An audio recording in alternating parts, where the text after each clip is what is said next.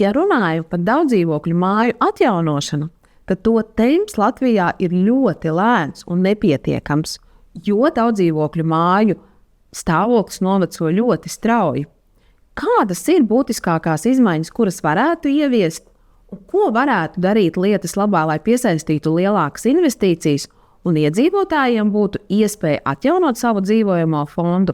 Uz šo es lūdzu atbildi ekonomikas ministram Viktoram Valainim. Ja turpināsim tā, kā mēs esam darījuši to pēdējos 20 gadus, tad mēs tālu netiksim. Jo 20 gadu laikā mēs esam nosiltinājuši mazāk kā 5% no mūsu Latvijas dzīvojamā fonda, īstenojot to politiku, ko mēs esam darījuši. Manā ieskatā, lai šo tiešām pēc būtības mainītu, ir jābūt daudz lielākām investīciju programmām nekā tas ir bijis līdz šim.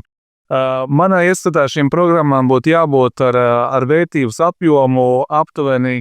Mums jāsāk runāt par miljardiem, jābūt atklātiem, jārunā par miljardiem. Un šobrīd, kad mēs esam 170 miljonu programmu, ko mēs izsludinājām pēdējo, mēs viņu izsludinājām ar 1. maija saulīti, un nepienāca Jāņi, ka tā programma jau bija izsmelta, un nauda bez būtības bija beigusies. Kas nozīmē to, ka iedzīvotājiem ir ļoti liela interese, tā skaitā arī Latgalē, veikt šos māju atjaunošanas darbu.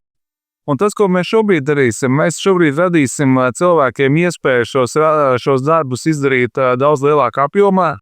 Mēs šobrīd strādājam pie jaunas programmas, kuras kopējais apjoms būs aptuveni pirmajā izlaidienā aptuveni virs 300 miljoniem. Ar mērķi dot iespēju iedzīvotājiem sakārtot savus mājokļus. Un šī programma mēs viņu darīsim, uztaisīsim vēl birokrātiski mazāku, tādu ar daudz mazākām birokrātiskām barjerām, lai cilvēkiem būtu iespēja piekļūt kapitālam, piekļūt naudai un sakārtot savu mājokli, lai pēc iespējas ātrāk viņi varētu dzīvot pilnīgi cita līmeņa ikdienas komfortā, ja? Kad viņiem ir energoefektīvs, kvalitatīvs, sakārtots mājoklis. Un katrs no mums grib dzīvot sakārtotā mājoklī, kurā ir mazi komunālie maksājumi, kurā ir arī apkārtējā vidē tāda patīkama. Ja? Un to var panākt tikai un vienīgi ar investīcijām. Un šīs investīcijas jānodrošina valstī.